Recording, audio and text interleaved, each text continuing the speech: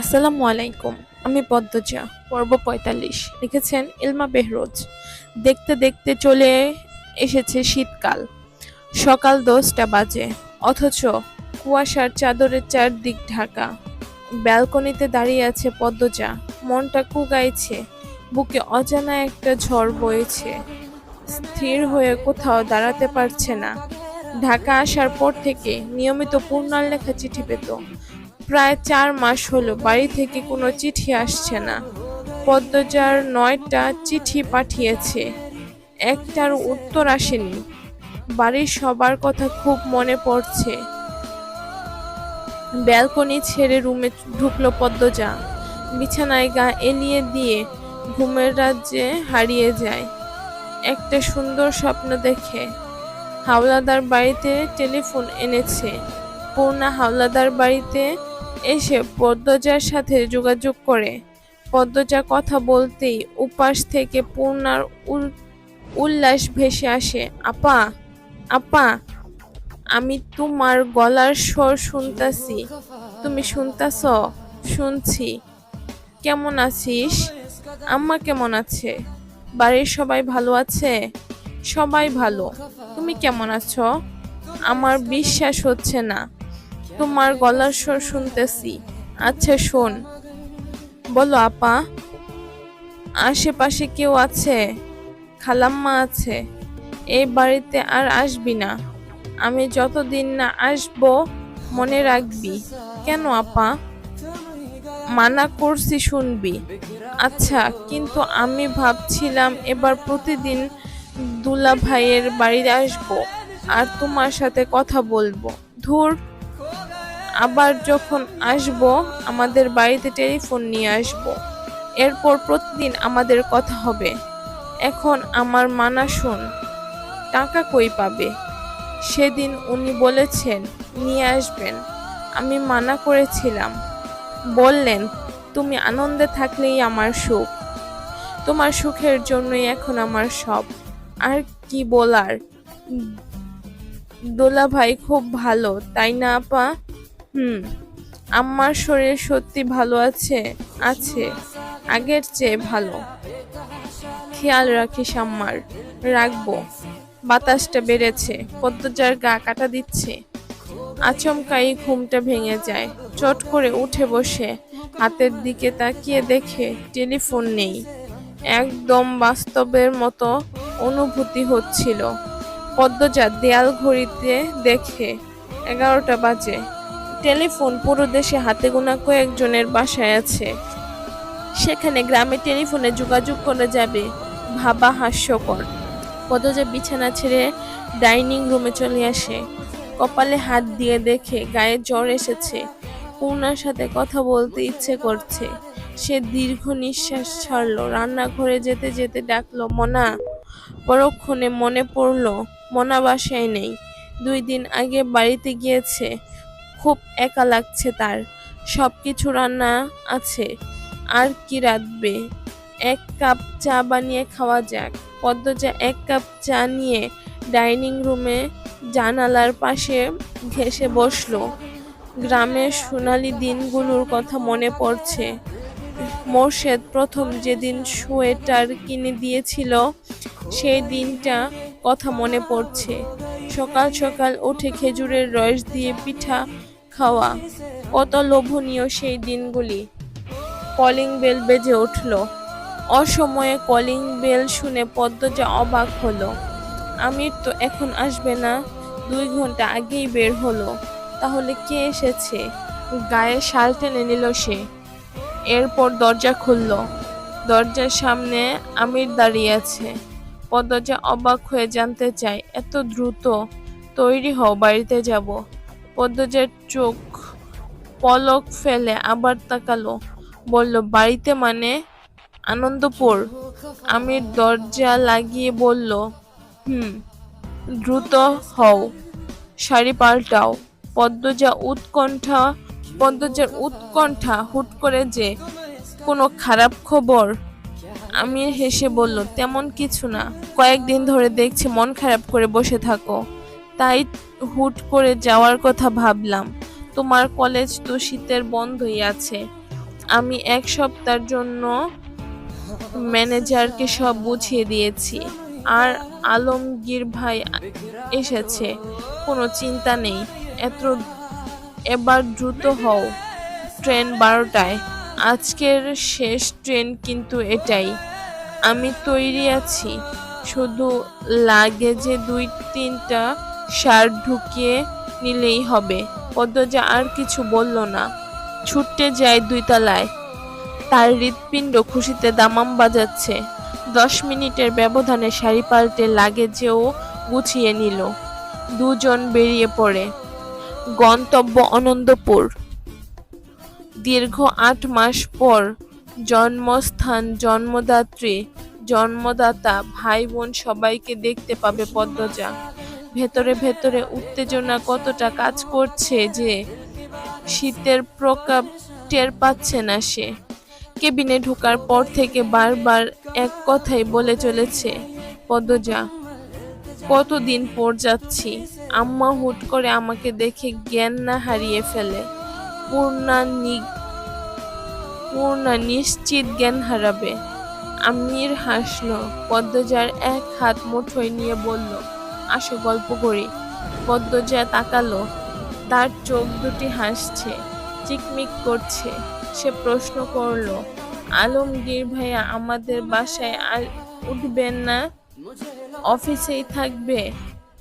রানী আপা ভালো আছে? কিছু বলেছে? আমির চুল ঠিক করতে করতে ব্যথিত স্বরে বলল, ওর জীবনটা নষ্ট হয়ে গেছে। বাচ্চা নষ্ট করতে দিল না। এরপর মৃত বাচ্চা জন্ম দিল। এখন অবস্থা আরো করুণ। ঘরের বন্দি। ইস, খারাপ লাগে ভাবলে। মানুষের কপালে তো খারাপ কি করে হয়। মোড়ল বাড়ির সড়ক দেখা যাচ্ছে। পদ্মজা খুশিতে আত্মহারা। দ্রুত হাঁটছে। সে কখনো বাহারি শাড়ি বোরখা পরে না, আজ পরেছে। শাড়ি বোরখা দুটোতেই ভারী কাজ, চকমক করে ছোট বড় পাথর। দেখলে মনে হয় হীরা পান্না চিকমিক করছে। সে তার মাকে দেখাতে চায় সে কতটা সুখী। কোনো কমতি নেই তার জীবনে। মোড়ল বাড়ির গেটে ধাক্কা দিয়ে ভেতরে ঢুকতেই সব আনন্দ উল্লাস নিভে যায়। পূর্ণা প্রেমা দাঁড়িয়ে আছে। দুজনকে চেনা যাচ্ছে না। শুকিয়ে কয়লা হয়ে গেছে, চোখ গর্তে ঢুকে গেছে, গাল ভাঙা, গায়ে শুধু হাড্ডি। মনে হচ্ছে কতদিন অনাহারে কাটিয়েছে পূর্ণা। পদ্মজাকে দেখে আপা বলে কেঁদে উঠল। ছুটতে না এসে মাটিতে ধপ করে শব্দ করে বসে পড়ল। প্রেমা দৌড়ে আসে পদ্মজাকে জড়িয়ে ধরে কাঁদতে থাকলো। পদ্মজা বাকরুদ্ধ। অজানা আশঙ্কায় গলা শুকিয়ে আছে। চোখ দুটো খুঁজতে থাকলো মাকে। পদ্মজা আমিরের দিকে তাকালো। আমিরের চোখ অস্থির। পদ্মজা প্রেমার মাথায় হাত বুলিয়ে দিল। আর চোখে দেখলো পূর্ণা হাউমাউ করে কাঁদছে। কেন আসছে না ছুটে? কিসের এত কষ্ট ওর? পদ্মজা এগিয়ে আসে, পূর্ণাকে টেনে তুলে ক্ষীণ স্বরে বলল, এত শুকিয়েছিস কেন? আম্মা ভালো আছে? আপারে বলে পদ্মজাকে শক্ত করে জড়িয়ে ধরল পূর্ণা। পদ্মজার ঘরের ভেতর তাকালো। কয়েক জোড়া চোখ তার দিকে তাকিয়ে আছে। অজ্ঞাত ভয়ে গলা দিয়ে কথা আসছে না তার। পূর্ণাকে এক হাতে জড়িয়ে ধরে ঘরের ভেতর ঢুকলো পদ্মজা। সদর ঘরে চেনা অনেকগুলো মুখ, প্রতিবেশী সবাই। আপন মানুষগুলো কোথায়? পদ্মজা আরো 2 পা এগিয়ে আসে। উঠান থেকে মঞ্জুরার কণ্ঠ ভেসে আসে, পদ্ম, আইসো পদ্ম। সদর ঘরের মাঝখানে পাটিতে শুয়ে আছে হেমলতা। গায়ের উপর কাঁথা, মেরুদণ্ড সোজা করে শুয়ে আছে। গোলাপ জলের ঘ্রাণ চারপাশে। পদ্মজার বুকের হাড়গুলো যেন গুরু গুরু হতে শুরু করলো। বুকে এত ব্যথা হচ্ছে, সে হেমলতার পাশে বসলো, নিঃসঙ্গ গলায় ডাকলো, আম্মা, ও আম্মা। হেমলতা পিট পিট করে তাকালো, চোখ দুটি ঘোলা, গাল ভেঙে গেছে, চোখ দুটি গভীর গর্তের আড়ালে হারিয়ে যাওয়ার পথে। পদ্মজার দিকে তাকিয়ে আবার চোখ সরিয়ে নিলেন, চিনতে পারলেন না।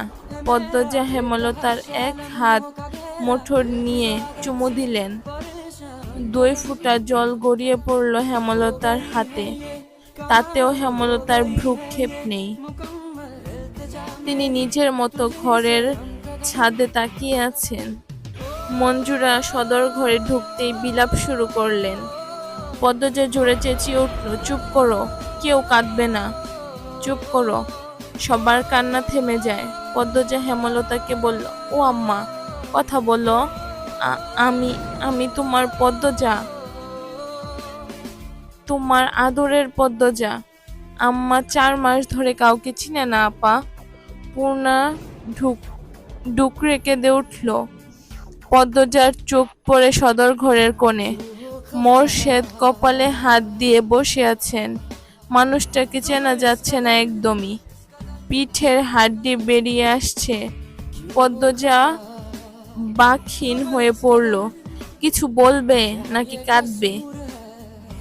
বুকে কেমন যেন হচ্ছে, শরীরের শক্তি কে যেন শুষে নিচ্ছে।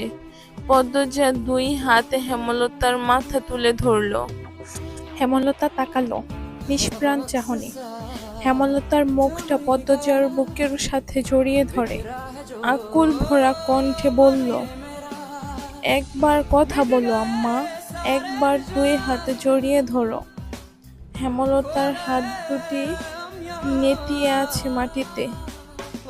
পূর্ণা খেয়াল করে হেমলতার হাত দুটি কাঁপছে, চেষ্টা করছে পদ্মজাকে জড়িয়ে ধরার, কিন্তু পারছে না। তাহলে কি পদ্মজাকে চিনতে পেরেছে আম্মা? পদ্মজা কাঁদতে থাকলো। অনেক অনেক কিছু বলেছে, কারো কথা কানে ঢুকছে না, শুধু বুঝতে পারছে এই পৃথিবীর বুক থেকে তার মা হারিয়ে যাচ্ছে। হারিয়ে যাচ্ছে হেমলতা, হারিয়ে যাচ্ছে তার কল্পনার রাজ্যের রাজরানী। স্বপ্ন তো সব পূরণ হয়নি, এ তো কথা ছিল না। তবে কেন এমন হচ্ছে? পদ্মজার বুক ছিঁড়ে যাচ্ছে, যন্ত্রণায় সারা শরীর বিষিয়ে যাচ্ছে। কাপা ঠোঁটে হেমলতার পুরো মুখ চুমু খেলো পদ্মজা। ভারী করুণ ভাবে বলল, ও আম্মা, কোথায় হারালো তোমার তীক্ষ্ণ দৃষ্টি, ঝাঁঝালো কণ্ঠ? কেটে যায় অনেকটা মুহূর্ত। কাছের মানুষের ছাড়া আর কেউ নেই, কারো মুখে রা নেই। হেমলতার মতোই সবাই বাকহীন, স্তব্ধ। কেউ খায়নি। বাসন্তী গুপ্ত ব্যথা নিয়ে রেঁধেছেন। প্রেমাপ্রান্ত আমির ছাড়া কেউ খেলো না। পদ্মজাকে অনেক জোরাজুরি করেছে আমির, পদ্মজা খেলো না। আমিরও আর ঘাটল না। পদ্মজা জানতে পারল 2 মাস ধরে হেমলতা বিছানায় পড়ে আছেন। 1-2 কথা বললে মাঝে মাঝে, 4 দিন ধরে তাও বলল না। গতকাল ভোরে মুখ দিয়ে ফেনা বের হয়েছে। এমন অবস্থা হয়েছিল, সবাই ভেবেছিল আত্মাটা বেরিয়ে যাবে। হাওলাদার বাড়ি থেকে সবাই দেখতে আসে। তখন জানা যায় আগামীকাল ঢাকা যাচ্ছে। মোরশেদ অনুরোধ করে বলল পদ্মজার কাছে আমিরকে খবর দিতে, ওরা যেন দ্রুত চলে আসে। রাতের ট্রেনে সকালে গোডাউনে পৌঁছালো আলমগীর। আমিরকে সব বলল। আমির সব শুনে আর দেরি করেনি, পদ্মজাকে নিয়ে চলে আসে। পথে কান্নাকাটি করবে তাই কিছু বলেনি। পদ্মজা এত সব জেনে কিছু বলল না। অভিমানের পাহাড় তৈরি হয়েছে মনে, কারো কথা শুনতে ইচ্ছে করছে না। সারাক্ষণ চেষ্টা করছে হেমলতার সাথে কথা বলার, হেমলতা কিছুতেই কথা বলছে না। একটু আধটু পানির বেশি আর কিছুই খাচ্ছে না। গায়ে মাংস বলতে নেই। চামড়া ঝুলে গেছে। পদ্মজা হেমলতার পুরো শরীর মুছে দিলে কাপড় পাল্টে দিল। এরপর শোয়া অবস্থায় অজু করালো। ঠোঁট ভেঙে কেঁদে আরো একবার আকুতি করলো, এবার কথা বলো আম্মা, একবার ডাকো পদ্মজাকে। হেমলতা তাকালো, কিছু বলল না, তাকিয়েই রইল। মাঝরাতে সবাই যখন ঘুমে, পদ্মজা জেগে। ক্লান্ত হয়ে সবার চোখ দুটি লেগে গেলেও তার চোখ দুটি পলকও ফেলাচ্ছে না।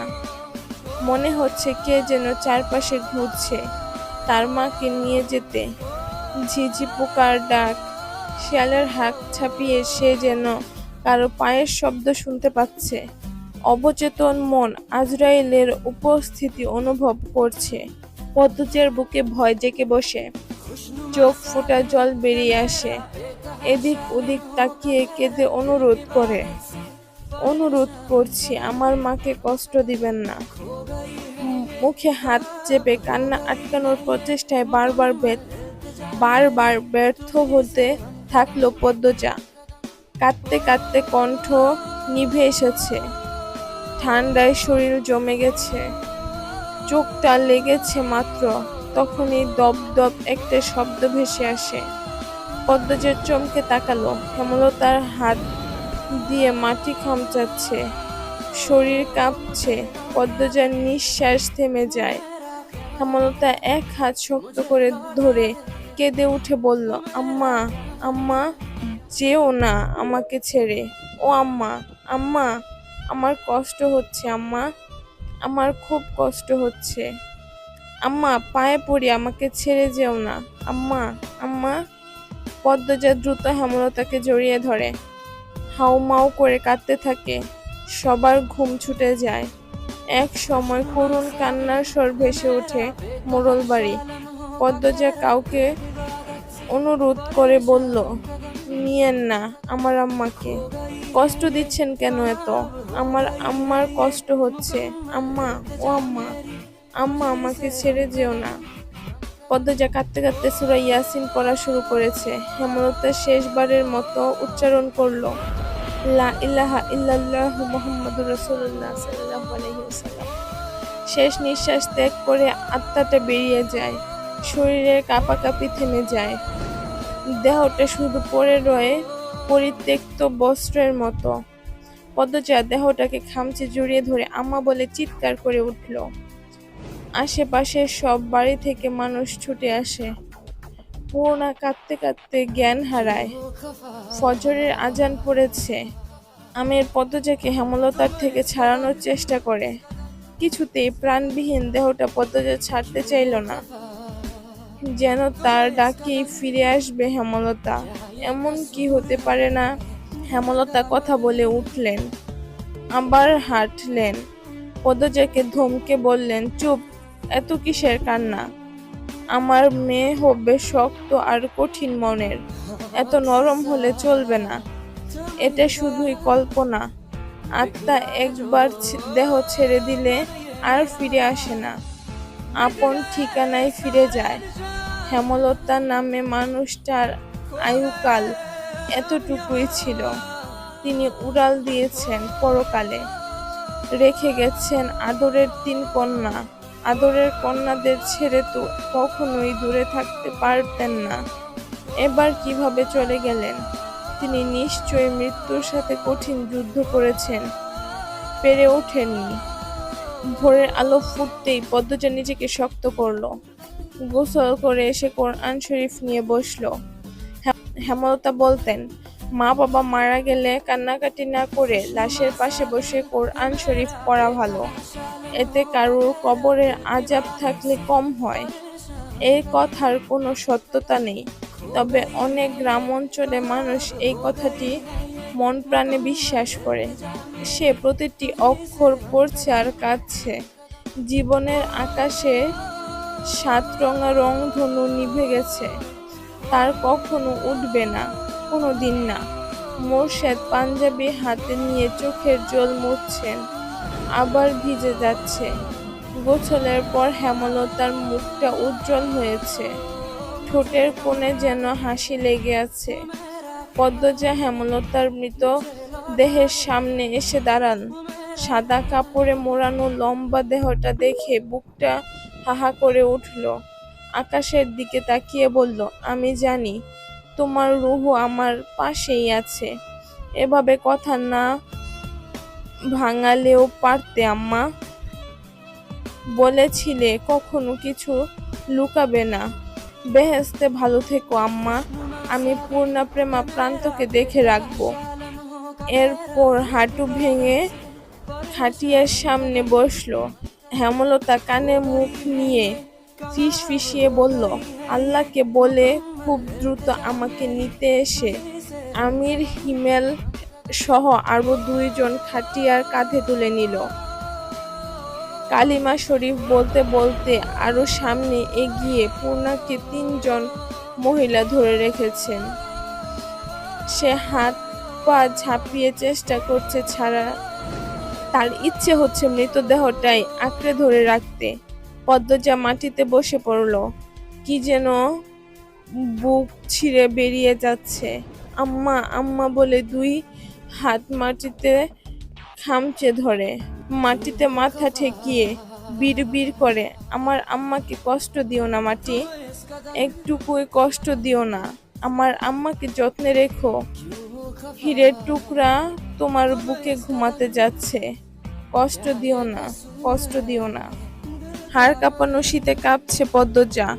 সন্ধ্যায় থেকে খুব ঠান্ডা পড়েছে। এক কাপড়ে মাটিতে মা একা আছে এই ভেবে পদ্মজা অশান্তি হচ্ছিল। তাই কম্বল নিয়ে রাতে বেলা ছুটে আসে মায়ের কবরে। সদ্য হওয়া কবরে কাঁচা মাটির ঘ্রাণ আসছে। পদ্মজা কম্বল দিয়ে মাটির কবর ঢেকে দিল। এরপর 2 হাতে জড়িয়ে ধরে কাঁদতে কাঁদতে বলল, আম্মা মনে আছে তোমার, যখন আমি ছোট অনেক, আব্বা আমার গায়ের কম্বল নিয়ে গিয়েছিল, তখন তুমি তোমার শাড়ির আঁচল দিয়ে সারা রাত আমাকে জড়িয়ে ধরে রেখেছিলে। মনে আছে? আমাকে কেন সেই সুযোগ দিলে না? কেন বললে না তুমি মরণ রোগে আক্রান্ত? আমার জীবনে অভিশপ্ত আক্ষেপ কেন দিয়ে গেলে আম্মা? কেন পেলাম না আমার মাকে সন্তানের মতো আদর করার সুযোগ? কোন দোষে আমার সঙ্গ তুমি নিলে না? মৃত্যুর আগে নিজের মেয়ের সাথে এত বড় অনাচার করে গেলে আম্মা, বিশ্বাসঘাতকতা করলে। আমি তো তোমাকে অন্ধের মতো বিশ্বাস করতাম, কখনো কোনো বিষয়ে জোর করিনি, জোর করে জানতে চাইনি। আমি বিশ্বাস করতাম তুমি সব বলবে আমায়। তুমি নিজে আমাকে বারবার বলেছ তোমার জীবনে এক বিন্দু অংশ থাকবে না যা আমাকে বলবে না। তবে কেন সেই কথা রাখতে পারলে না? আমার কষ্ট হচ্ছে আম্মা। তুমি অনুভব করছো? আমি তোমার বুকে শুয়ে অভিযোগ তুলছি। তুমি আমার সাথে বিশ্বাসঘাতকতা করেছ, আমার কাছ থেকে কেড়ে নিয়েছো 10 মাস। তুমি পারতে আমাকে বলতে, তুমি পারতে আমাকে বিয়ে না দিয়ে নিজের কাছে রাখতে, তুমি পারতে আমাকে আরো 10 মাস মায়ের সঙ্গ দিতে। আমি এত আক্ষেপ নিয়ে কি করে বাঁচবো আম্মা? কয়েকটা শেয়াল দূরে দাঁড়িয়ে আছে। মাঝরাতে কবরে ঝাঁপিয়ে পড়ে কেউ কাঁদতে পারে এ হয়তো কখনো দেখেনি তারা। পদ্মজা হেমলতার কবরে হাত বুলিয়ে দিচ্ছে আর অশ্রু বিসর্জন করছে। আত্মহত্যা পাপ না হলে হয়তো এই পথেই বেছে নিত সে। মোরশেদ আমির টর্চ নিয়ে পদ্মজাকে খুঁজতে খুঁজতে কবরে আসে। হেমলতার কবর দেখে মোরশেদ দুর্বল হয়ে পড়েন। পদ্মজার সাথে সাথে তিনিও কাঁদতে থাকেন। আমির শব্দ ভাঙারে সান্ত্বনা মজুদ নেই। সে সাহস করতে পারল না কথা বলার। কান্না থামিয়ে পদ্মজার মুখশ্রী সূরা ইয়াসিন পড়তে থাকলো। সে চায় না তার মায়ের বিন্দুমাত্র কষ্ট হোক কবরে। সন্তানের আমল নাকি পারে মৃত মা বাবার শাস্তি কমাতে। যদি কারো পাপের শাস্তি হেমলতার আমলনামায় থেকে থাকে তা যেন মুছে যায় পদ্মজার কণ্ঠে মধুর সুর। ধীরে ধীরে পদ্মজার কণ্ঠ কমে আসে, ঠান্ডায় জমে যায়, চোখের কোণের রং পাল্টে যায়। আমির দ্রুত পদ্মজাকে কোলে তুলে নিল, এরপর মোর্শেদকে বুঝিয়ে শুনিয়ে বাড়িতে নিয়ে আসে। হেমলতা পড়ে রইলেন একা একা। শিয়ালগুলি একসাথে চেঁচিয়ে ওঠে, মৃত্যুর মতো সত্যি আর নেই, জন্মালে মৃত্যুর স্বাদ উপভোগ করতেই হবে। হেমলতার ঘরে পদ্মজা আর পূর্ণা বসে আছে। দরজা বন্ধ করে পুরো বিছানা জুড়ে হেমলতার পুরনো কাপড়, এই সব শেষ স্মৃতি। পূর্ণা দুটি শাড়ি বুকের সাথে জড়িয়ে ধরে থেমে থেমে কাঁদছে। পদ্মজা মাটিতে বসে আছে, উস্কো খুস্কো চুল। পূর্ণা আর কাঁদতে পারছে না, বুক ফেটে যাচ্ছে তবুও শব্দ বেরোচ্ছে না। পদ্মজা হেমলতার চুড়ি দুটি হাতে নিয়ে বলল, আম্মা বলে এখন কাকে ডাকবো? পূর্ণা, আমাদের আম্মা কই গেল? পূর্ণা বিছানা থেকে নেমে আসে, পদ্মজাকে জড়িয়ে ধরে ভাঙা স্বরে বলল, আল্লাহ কেন এমন করলো আপা? আমাদের প্রতি একটুও দয়া হলো না? এই ঘরটায় আর আসবে না আম্মা। আপা, আম্মা আসবে না কেন? আপা, আমার নিঃশ্বাস নিতে কষ্ট হয়, আমাকে মেরে ফেলো। কাঁদিস না বোন, আমাদের সবার আবার দেখা হবে পরকালে। এরপর আর মৃত্যু নেই, অনন্তকাল একসাথে থাকবো, ঠিক দেখা হবে। পালঙ্কের উপর একটা পুরনো খাতা। পদ্মজা হাত বাড়িয়ে নিল। পূর্ণা এই খাতার প্রতিটি অক্ষর আগেই পড়েছে, তাই আর ঘাটল না। সে ক্লান্ত দেহ নিয়ে মাটিতে শুয়ে পড়ে। পদ্মজা খাতার পৃষ্ঠা উল্টায়। আমার আদরের পদ্মজা, আজ 15 দিন তোর বিয়ের। প্রতিটা রাত আমার নির্ঘুমে কাটে। পুরো বাড়ি জুড়ে তোর স্মৃতিগুলো আমার বিষে জর্জরিত করে দেয়। মেয়ে হয়ে জন্মালে বিয়ে করে শ্বশুর বাড়ি যেতে হবে, তবুও মানতে কষ্ট হচ্ছে। আমার মেয়ে সারা জীবনের জন্য অন্যের ঘরে চলে গিয়েছে। বলেছিলাম আমার জীবনের বিন্দুমাত্র অংশ তোর অজানা রাখবো না। সেই কথা রাখতে আমি লিখতে বসেছি। স্বপ্ন ছিল তোকে অনেক পড়াবো, অনেক অনেক দিন নিজের কাছে রাখবো, কিন্তু মানুষের সব স্বপ্ন কি আর পূর্ণ হয়? দীর্ঘ 2 বছর আমার শরীরে বাসা বেঁধেছে এক রোগ। প্রাথমিক অবস্থায় ছিল, কিন্তু পাত্তা দেয়নি। যখন তোর ম্যাট্রিক পরীক্ষার জন্য আকবর ভাইজানের বাড়িতে গেলাম, তখন একজন ভালো ডাক্তারের সাথে আমার দেখা হয়। তিনি আকবর ভাইজানের বন্ধু, দেখা করতে এসেছিলেন। তখন তুই পরীক্ষা কেন্দ্রে ছিলি। ওনার নাম আসাদুজ্জামান, বিলেত ফেরত ডাক্তার। কথায় কথায় আমার সমস্যাগুলোর কথা বলি, তিনি খালি চোখে আমাকে দেখেন, কিন্তু প্রশ্ন করেন।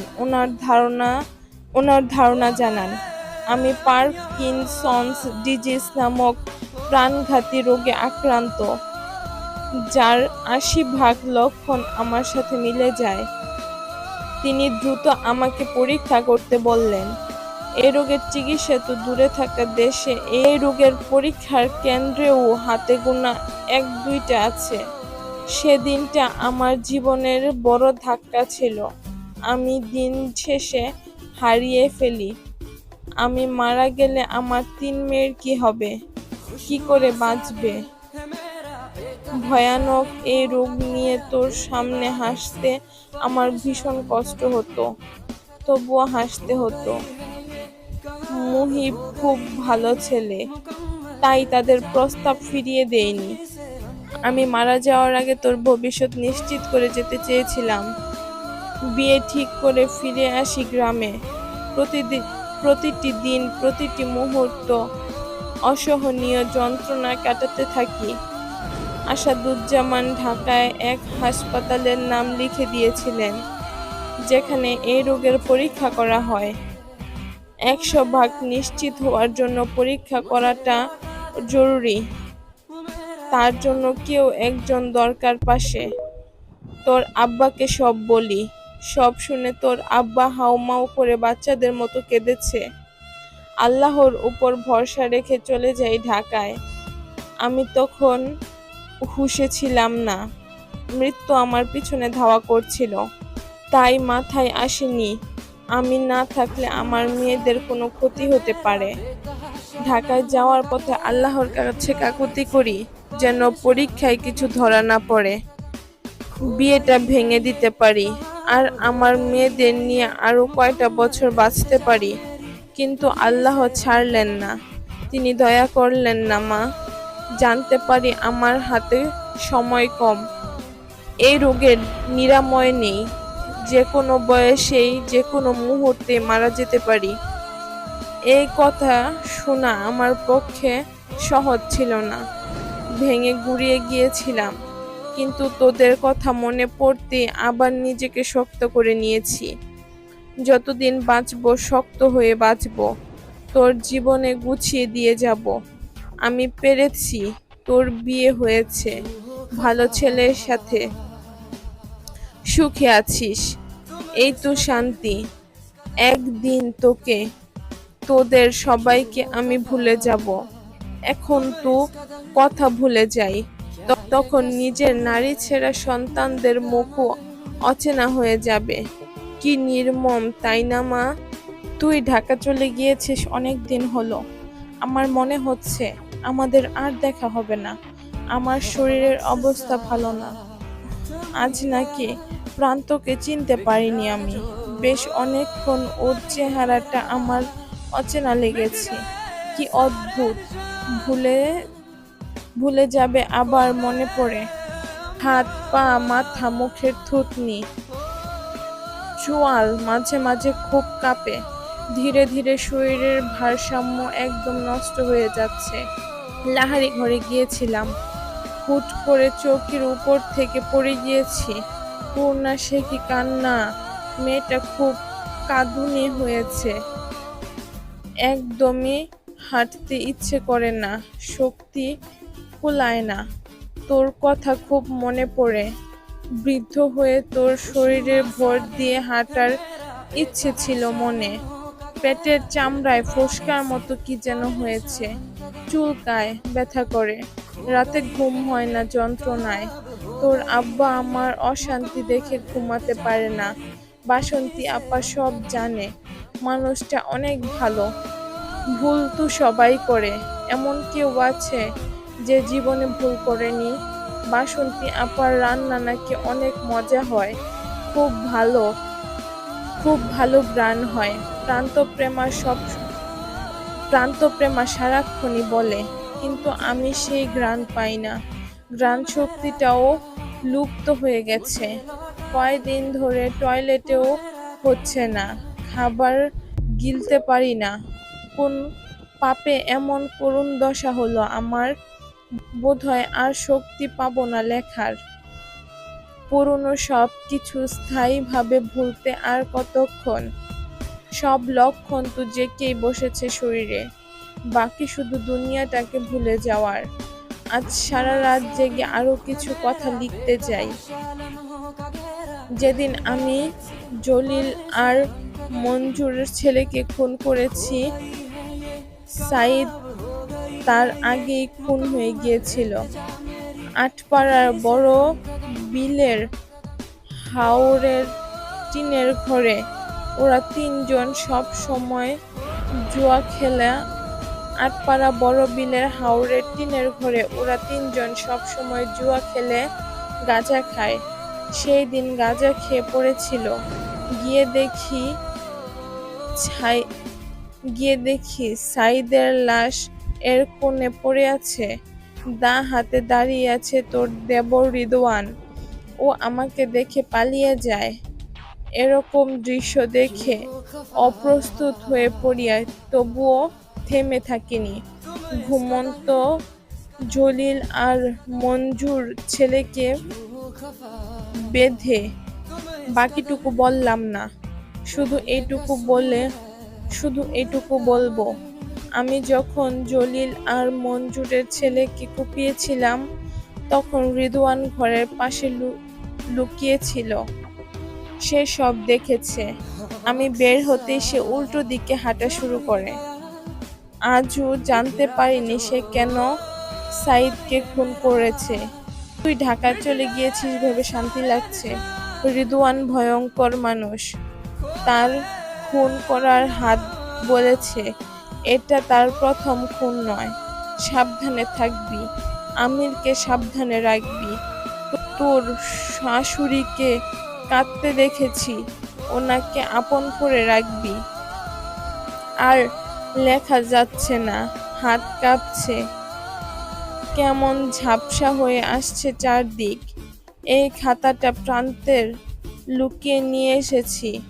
আমার সব শাড়ির সাথে ট্রাঙ্কের ভেতর যত্নে রেখেছি।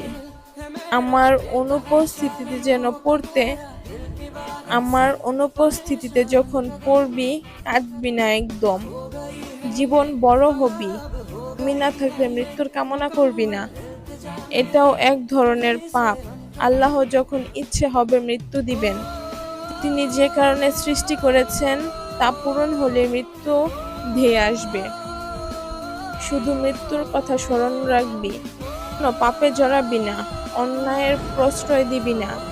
আমাদের আবার দেখা হবে। আমার মায়ের সাথে আবার দেখা হবে।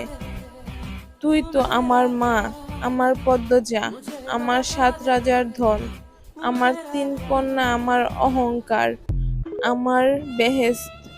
ভালো থাকবি, খুব ভালো থাকবি। মা কিন্তু দেখবো কান্নাকাটি করতে দেখলে উপরে আমার শান্তি হবে না। তাই কাঁদবি না। আল্লাহ হাফেজ। আজকে এই পর্যন্তই। সবাই ভালো থাকবেন, সুস্থ থাকবেন। আল্লাহ হাফেজ।